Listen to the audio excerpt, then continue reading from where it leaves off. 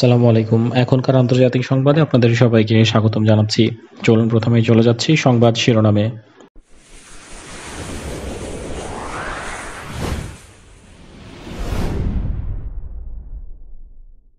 কাশ্মীর নিয়ে সৌদিকে চাপ দিয়ে উল্টো চাপে পাকিস্তান। তাইওয়ানকে ৬৬টি F-16 যুদ্ধবিমান দিচ্ছে যুক্তরাষ্ট্র, চিন্তা বাড়ছে চীনের। আবুধাবির যুবরাজকে জেরুজালেম পরিদর্শনের আমন্ত্রণ ইসরায়েলি প্রেসিডেন্টের। মার্কিন নির্বাচনে জালিয়াতির আশঙ্কায় বিবাদ বাড়ছে। বিশ্বে ১০০ বছরের সর্বোচ্চ তাপমাত্রার রেকর্ড যুক্তরাষ্ট্রে। যুক্তরাষ্ট্রে ভয়ঙ্কর আগুন, টর্নেডোর আঘাত। এই ছিল শিরোনামে। এবার চলে যায় বিস্তারিত সংবাদে। তার আগে অনুরোধ থাকবে ভিডিওতে একটি লাইক করার জন্য এবং ভিডিওটি সবার সাথে শেয়ার করার জন্য। কাশ্মীর ইস্যুতে ভারতের নেওয়া পদক্ষেপের বিরুদ্ধে রিয়াদের ভূমিকা নিয়ে প্রশ্ন তোলায় দীর্ঘদিনের মিত্র হিসেবে পরিচিত সৌদি আরবের সঙ্গে ইসলামাবাদের সম্পর্কের বেশ অবনতি ঘটেছে। সম্পর্কের স্থিতি ফেরাতে তাই সৌদি সফরে গেছেন পাকিস্তানের রাজনীতির কলকাঠির মালিক হিসেবে পরিচিত সেনাবাহিনীর প্রধান। বার্তা সংস্থা রয়টার্সের প্রতিবেদন এই খবর জানিয়ে বলা হচ্ছে, কাশ্মীরিদের বিরুদ্ধে নেওয়া ভারত সরকারের পদক্ষেপ নিয়ে সৌদি আরবের কাছে স্পষ্ট ও দৃশ্যমান প্রতিবাদ দাবি করে আসার কারণে দুই দেশের মধ্যে সম্পর্কের এই অবনতি। এতে ইসলামাবাদকে দেয়া রিয়াদের অর্থনৈতিক সহায়তাও এখন ঝুঁকির মুখে। পাক সেনাবাহিনীর মুখপাত্র অবশ্য বলছেন, প্রাথমিকভাবে বিভিন্ন সামরিক বিষয় নিয়ে আলোচনা করতেই সেনাপ্রধান জেনারেল কমান্ডার জাভেদ বাজওয়ার এবারের এই রিয়াদ সফর। তবে পাকিস্তানের সামরিক বাহিনী ও সরকারের কর্মকর্তারা রয়টার্সকে বলেছেন, পরিস্থিতি শান্ত করতেই সেনাপ্রধান সৌদি সফরে গেছেন। সামরিক বেসামরিক উচ্চপদস্থ এসব কর্মকর্তারা বলছেন, রিয়াদ ইতিমধ্যে বিশাল অঙ্কের ঋণ ও অর্থ সহায়তা বন্ধ করে দিয়েছে। এতে সংকটে পড়েছে ইতিমধ্যে সংকটে থাকা দেশের অর্থনীতি। দেশের বৈদেশিক মুদ্রার রিজার্ভকে এটা ব্যাপক ক্ষতিগ্রস্ত করেছে। তাই পরিস্থিতি সামলানোর চেষ্টায় রিয়াদ সফরে করেছেন সেনাপ্রধান। সৌদি আরবের প্রতিরক্ষা মন্ত্রণালয় তাদের ওয়েবসাইটে এক বিবৃতি দিয়ে জানিয়েছে, সোমবার রিয়াদে অবতরণ করার পর পাকিস্তানের সেনাপ্রধান কামার জাভেদ বাজওয়াকে স্বাগত জানিয়েছেন সৌদি আরবের chief of general staff major general Fayyad bin Hammad Al Ruwaili. Kashmir ইস্যুতে ভারতের যথেষ্ট চাপ দিচ্ছে না সৌদি নেতৃত্বাধীন জোট ইসলামিক সহযোগিতা সংস্থা বা ওআইসি। পাকিস্তানের এমন অভিযোগ তোলার পর ইসলামাবাদকে দেয়া ঋণ ও জ্বালানি তেলের সরবরাহ বন্ধ করে দেয় রিয়াদ। চীনের উপর ক্রমশ চাপ বাড়ছে যুক্তরাষ্ট্রের। তাইওয়ানের সঙ্গে কৌশলগত সম্পর্ক মজবুত করছে ট্রাম্প প্রশাসন। কয়েকদিন আগে তাইওয়ান সফরে যান ট্রাম্প প্রশাসনের এক উচ্চপদস্থ কর্মকর্তা। তাইওয়ানের প্রেসিডেন্টের সঙ্গে দীর্ঘক্ষণ বৈঠক করেন। এরপরে জানা যাচ্ছে, বিশাল সামরিক সরঞ্জাম কেনার সিদ্ধান্ত নিয়েছে তাইওয়ান।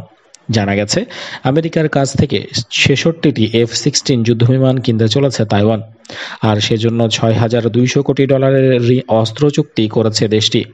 বিগত কয়েক বছরে তাইপে ও ওয়াশিংটনের মধ্যে এটি হচ্ছে সবচেয়ে বড় অস্ত্র চুক্তি। আর এই সামরিক চুক্তির কারণে তাইওয়ান ও আমেরিকার সঙ্গে চীনের উত্তেজনা কয়েক গুণ বেড়ে যাবে, এমনটা আশঙ্কা সামরিক পর্যবেক্ষকদের। ওয়াশিংটন এবং তাইপের মধ্যে হওয়া নতুন চুক্তির আওতায় আমেরিকা তাইওয়ানের কাছে ৬০টি F-16 যুদ্ধবিমান বিক্রি করবে। বিশ্বের অন্যতম শক্তিশালী এবং অত্যাধুনিক যুদ্ধবিমানগুলোর মধ্যে F-16 রয়েছে। মার্কিন এই সর্বাধুনিক যুদ্ধবিমানকে একাধিকবার আপগ্রেডেশন করা হয়েছে। জানা যাচ্ছে, আধুনিক সেই যুদ্ধবিমান দেয়া হবে তাইওয়ানকে। শুধু তাই নয়, তাইওয়ানকে যেসব বিমান দেওয়া হয়েছে তা হবে F-16 প্রযুক্তির সর্বাধুনিক ভার্সন। আগামী ১৬ বছরে তাইওয়ান এসব বিমান হাতে পাবে, এমনটাই ওয়াশিংটনের তরফে জানানো হয়েছে। যদিও মার্কিন এই সিদ্ধান্তের পাল্টা তীব্র হুঙ্কার ছেড়েছে চীন।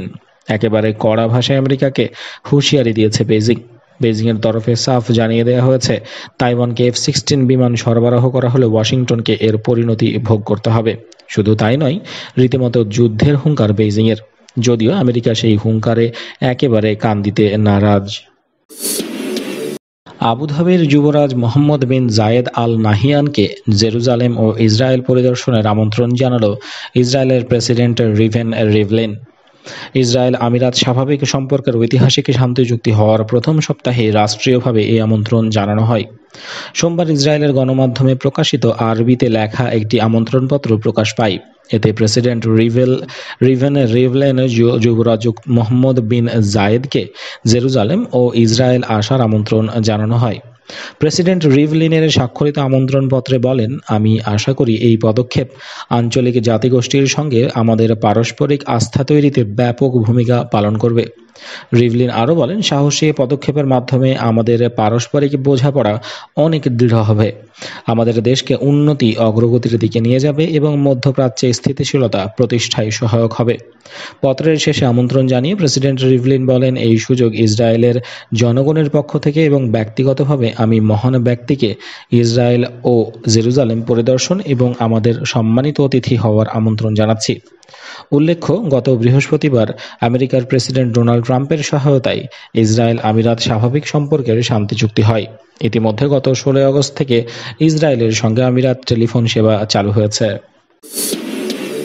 যুক্তরাষ্ট্রে আসন্ন প্রেসিডেন্ট নির্বাচনে জালিয়াতির আশঙ্কা বাড়ছে। রিপাবলিকান এবং ডেমোক্রেটিক উভয় পার্টি এই নিয়ে বিবাদে জড়িয়ে পড়েছে। এমনকি এই সংকটের মধ্যে বাধ্য হয়ে পার্লামেন্টের অধিবেশন ডেকেছেন প্রতিনিধি পরিষদের স্পিকার ন্যান্সি পেলোসি।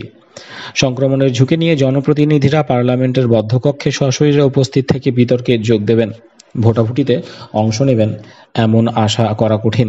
তবে পরিস্থিতির চাপে রবিবার এমনটাই নির্দেশ দিয়েছেন মার্কিন পার্লামেন্টের নিম্নকক্ষের স্পিকার ন্যান্সি পেলোসি। আগামী নভেম্বরে প্রেসিডেন্ট নির্বাচন প্রক্রিয়ার বড় ধরনের বিপর্যয় প্রতিরোধ করতে অবিলম্বে পদক্ষেপ নেওয়ার উদ্যোগ নিতে চান তিনি। চলতি সপ্তাহেই প্রতিনিধি পরিষদের অধিবেশনে বিরোধী দল সক্রিয় হয়ে উঠতে পারে। বিরোধী ডেমোক্রেটিক পার্টি প্রেসিডেন্ট ট্রাম্পের একটি সিদ্ধান্তকে ঘিরে ঘোর দুশ্চিন্তায় পড়েছে।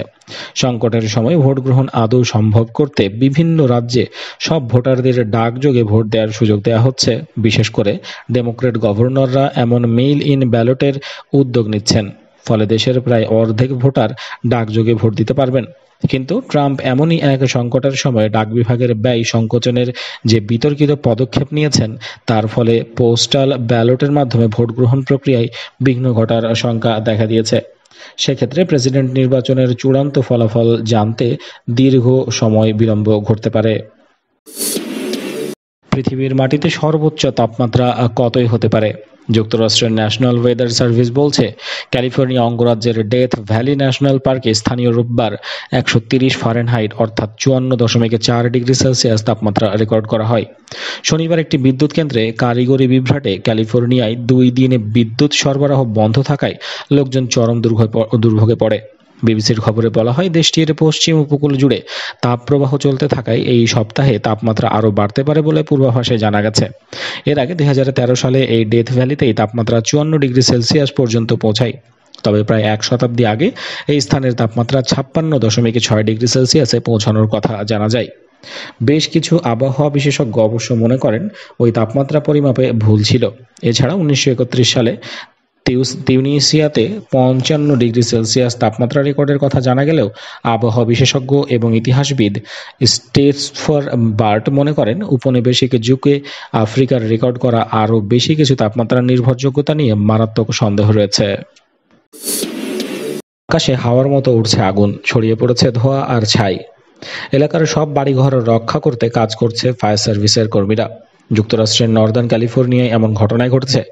ছেয়ে গেছে ফায়ার ক্লাউড বা আগুন থেকে তৈরি মেঘ। গত সপ্তাহের শেষে ওই অঞ্চলে সেই মেঘ তৈরি হয়েছে। লয়েলটন নামে এক ছোট শহরে সেই টর্নেডো দেখা যাচ্ছে। সংক্ষেপে একে ফায়ার টর্নেডো নামে ডাকা হয়। যখন প্রবল বেগে হাওয়া আগুনের সংস্পর্শে আসে তখনই এই ঘটনা ঘটে, আর সেটাই হয়েছে এই এলাকায়। আগুনের শিখা ঘুরে ঘুরে আকাশের দিকে যেতে থাকে। এরই মধ্যে ফায়ার টর্নেডো নিয়ে সতর্কবার্তা জারি করা হয়েছে। এলাকা ফাঁকা করার নির্দেশ জারি করা হয়েছে। সেখানকার জঙ্গলে আগুন জ্বলছে। লয়েলটনের অন্তত 22,000 একর জায়গা ভস্মে পরিণত হয়েছে। চারপাশে শুধুই গরম আর শুকনো আবহাওয়া। ক্যালিফোর্নিয়ার পাশাপাশি নাভেদা থেকে ফায়ার সার্ভিসের কর্মীদের ডেকে পাঠানো হয়েছে। গোটা যুক্তরাষ্ট্রে যখন মহামারীর প্রকোপে পর্যদস্ত, ঠিক তখনই ক্যালিফোর্নিয়ার লয়েলটনে তখন এমন বিপজ্জনক টর্নেডোর আঘাত এনেছে। এই ছিল এখনকার সংবাদ আয়োজনে। আশা করি আপনাদের ভালো লেগেছে। যদি ভালো লেগে থাকে অবশ্যই ভিডিওতে একটি লাইক করবেন এবং খবরটি সবার সাথে শেয়ার করবেন। চ্যানেলে সাবস্ক্রাইব যদি করে না থাকেন এক্ষুনি সাবস্ক্রাইব করুন এবং বেল আইকনে ক্লিক করুন নিয়মিত আপডেট পাওয়ার জন্য। কমেন্ট বক্সে আপনার মতামত জানান। আবারও দেখা হচ্ছে খুব তাড়াতাড়ি নতুন আরেকটি খবরের সাথে। সেই পর্যন্ত ভালো থাকবেন। আসসালামু আলাইকুম।